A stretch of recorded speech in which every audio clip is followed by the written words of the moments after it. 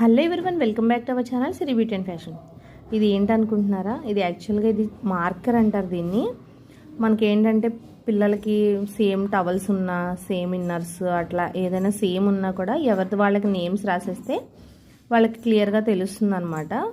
మనకి ఇది టైలరింగ్ షాప్లో చాలా యూజ్ అవుతుంది మనకు కూడా.